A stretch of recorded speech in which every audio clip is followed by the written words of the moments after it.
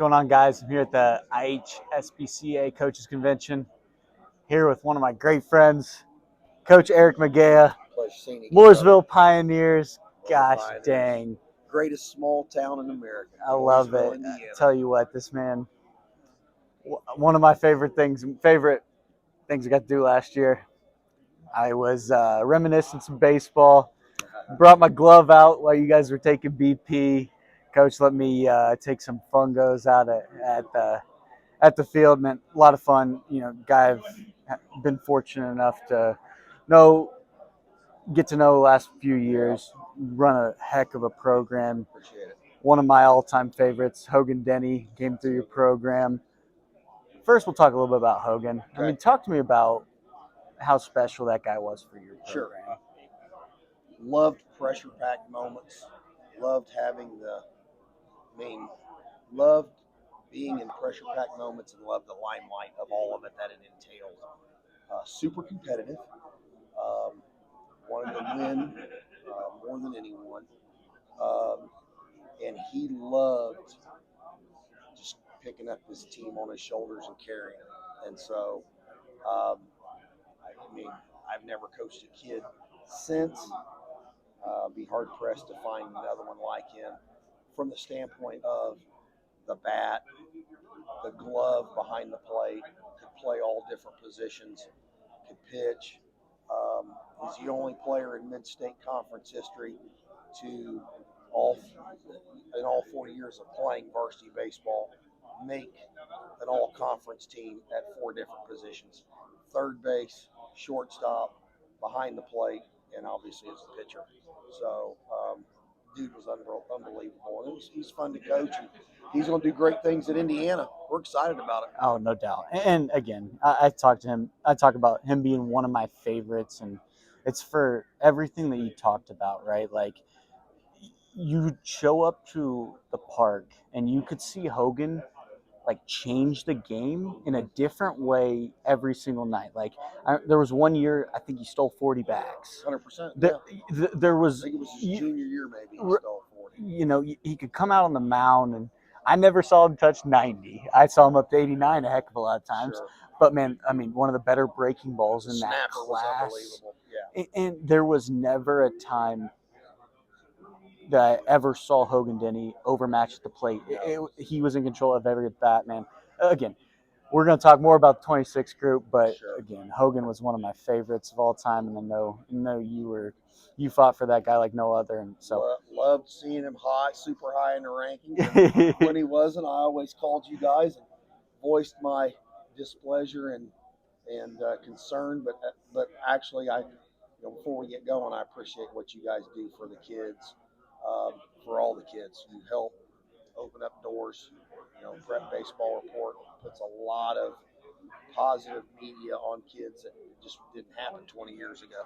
So appreciate what you and Connor and Phil do, and it's much appreciated. No, absolutely. It's one of those things that in this space, I love finding somebody that is as aggressively passionate about what we do as what I am. And man, we are two peas in a pod when we come to that. And I know that every time I'm showing up to watch y'all play. So we'll talk about the 26 group. I mean, we'll lead it off with two seniors that I think, have been very impactful within your program. Hudson Devon, Tyler Denny, Hogan's younger brother. Sure. Talk to me about what those guys have meant to your program, what they bring to this club from a leadership and from an on-field perspective. Sure. Leadership, been great.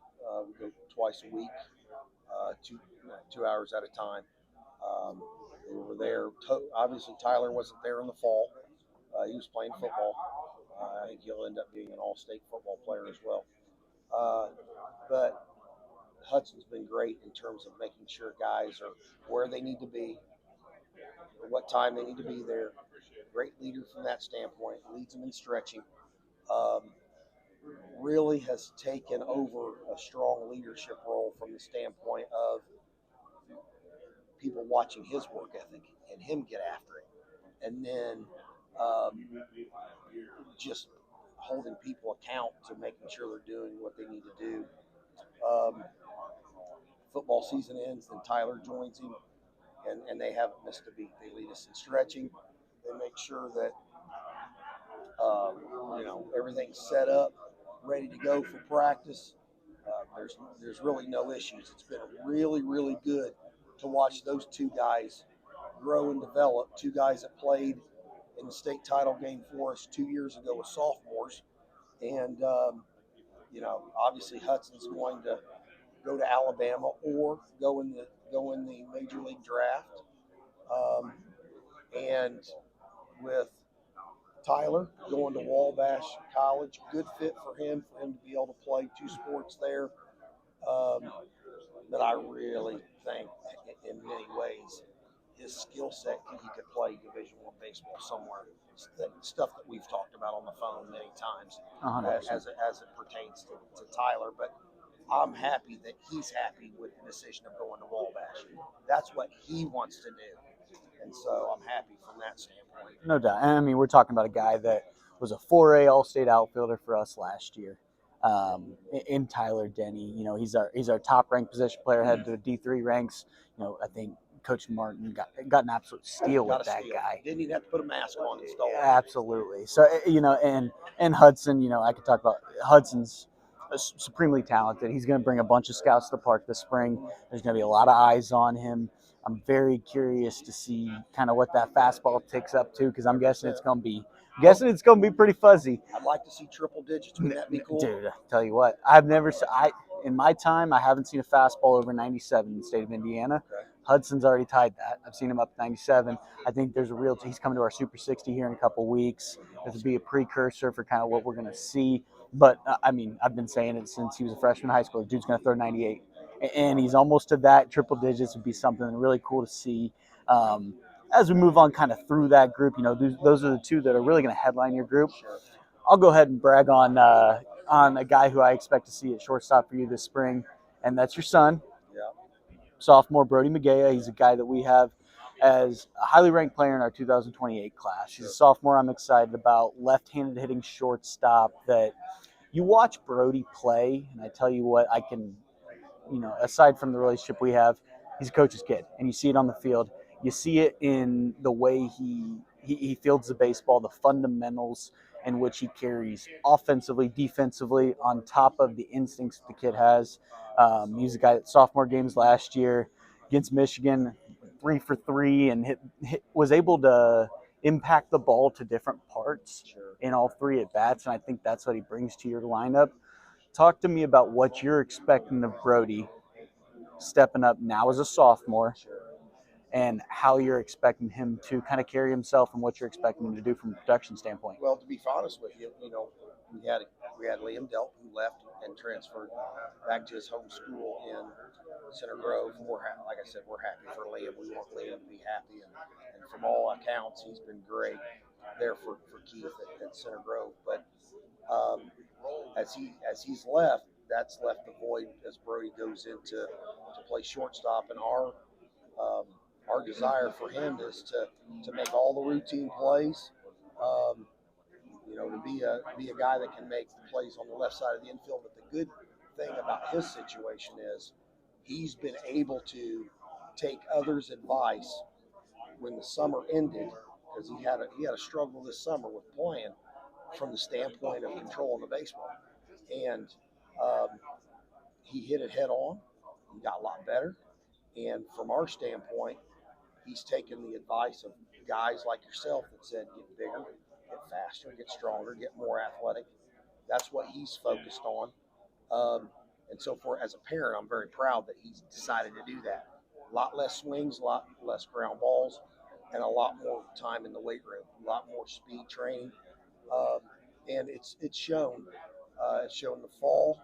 And then it went ahead as we got into the winter. He's a lot more explosive. But we just need him to make a routine play. For us, he's a line drive hitter, gap-to-gap guy. Can bunt.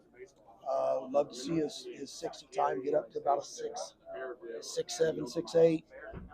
Throws the ball really well. I'm really happy with the fact that how well his ball's carrying. His ball's carrying well from shortstop. But it's one of those things where it's not easy being a coach's kid. Yeah. So from his standpoint, he's handled it really well. I let our assistant coach, Kyle Davis, coach him.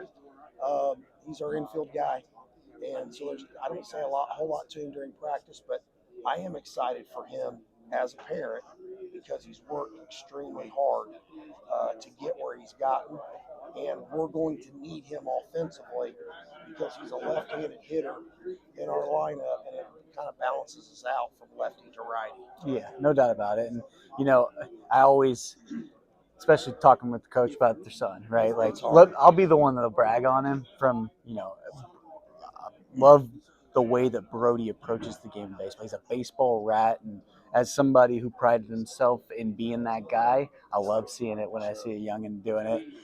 So I'm excited for Brody this year. Think he could do big things for you. Talk to me a little bit about some of the guys you have returning. I think Nate Daly headed to Quincy, left-handed bat that had some big swings for you guys last year. I think Especially back to down that. the stretch, I man. think back to that homer against Center 100%. Grove. Man, that was a big swing. Connor Cruz is the guy that stepped in for you guys last year. Athletic kid, made a big impact. I also look at you got Grant Martin. Grant Martin's a guy that was successful for you.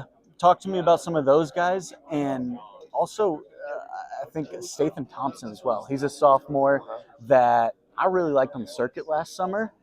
Talk to me about his development and where he kind of fits in with this group. Yeah, love Nate. Nate's a hard worker. He is going to go to Quincy. Deserves everything that he gets.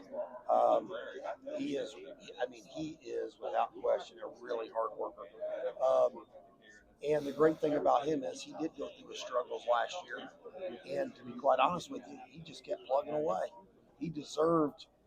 If it wasn't for such a great attitude, what happened to him in the sectional, all those great things of him collecting a couple, 3 hits, would have never been possible.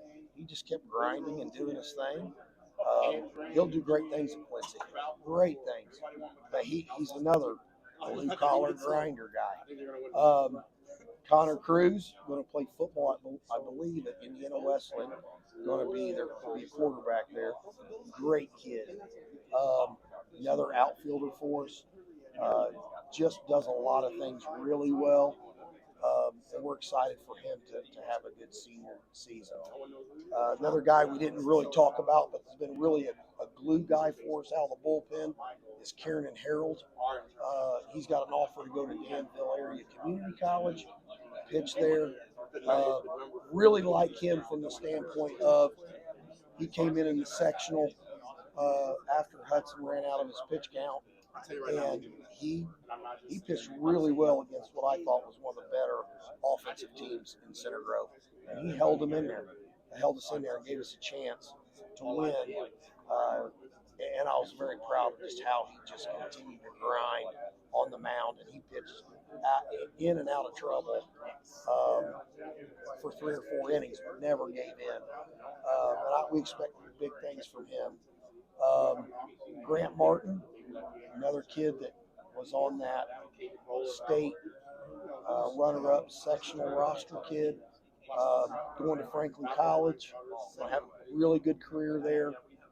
So all these kids that we talk about are Class A human beings. They're the best of the best. Grant Martin's no different. Great teammate. He's always helping the younger guys out, especially the kids that are playing first base. He's very patient as he helps them. He's just a joy to be around. I mean, we've got 11 seniors, and they're all really, really, really great kids. Some of them will play all the time. Some of them will play some of the time. And there might be a few that don't get to play a lot. But to be frank with you, they're all really great kids from really great families. Yeah, no doubt about it. And you know what? It's something I've come to expect watching Mooresville baseball is you're going to have a bunch of dudes that are fighting for the same goal, and they're fighting like heck to get that thing accomplished. I don't know, that's always something I've appreciated about your groups. Play hard. You guys play the game the right way. You take care of the baseball. You keep the baseball moving offensively. One thing I wanted to note before we send off here, Cooper Schmidt's another guy I wanted to talk about. Yeah. I look at the top of your rotation. You return Hudson, you return Coop. Those were guys you rolled out on conference nights last year. Talk to me about the stability that brings to your team. Sure. It's you got to with 2 conference games a week against the same opponent. Just one of those things where you got to have a number 2. He provides that for us. He's gotten a lot better. He's gotten more athletic. Uh, he's played really well over at third. Um, especially in the fall and here in the wintertime when we've gotten out a time or two. But on the mound, yeah, he's a strike throwing machine. Mm-hmm. And so yeah, he and Hudson will have an opportunity. Um, we talk about Stathan Thompson, a kid that's super athletic at 28, super athletic, um, a lot like his brother Declan, um, but taller and quite frankly could be a little bit more athletic, which I didn't think I'd ever say because Declan was a whale of an athlete. Absolutely. But Stathan is really growing into his own, and we're happy with him. And so, yeah, it's exciting times because all these kids come back for the most part from last year's team, and now they really have a full understanding of what it's like to play varsity baseball for a whole year. And I really think that they'll be super focused, super motivated, and we really enjoy playing really tough, top-notch competition. Absolutely. We're excited about it. Absolutely. And I know the Mooresville Pioneers will never shy away from a dogfight, and that's what, man, he fires me up. I'm ready for the spring to get going, ready to come out to Mooresville, hang out with you, hang out with Tim Denny, hang out with Derek Devon. You guys got a great staff there, great people within the program. So, Coach, I want to thank you for spending a little bit of time with me. Appreciate you. Talk about your program. I want to thank you for being a great friend, great coach. Love what you're doing. Before man. I get out of here, don't want to. Our senior catcher Spencer Bovair, senior outfielder DJ Eichhorn, move in Adam Biddle along with Drake Davis, who's a junior, and the glue at second base, Archer Query. And I believe I've talked about just about every one of our seniors, which for our situation, for us, I always want people to know we will always be driven from a leadership standpoint by our older kids. I think it's really hard to win at the varsity level without great leadership, and especially from our older guys. So I wanted to go ahead and give a shout out to those guys. But I do, man. I appreciate you and appreciate what you guys do. Yeah, thanks for having us, man. Thanks, Eric. I wanted to mention a couple other seniors. Our guy, DJ Eichhorn, who plays tennis, swims, baseball kid, utility outfielder, and also our left-handed pitcher out of the bullpen. And our left-handed pitcher out of the bullpen, my guy, Jared Opie Kemp. I appreciate it.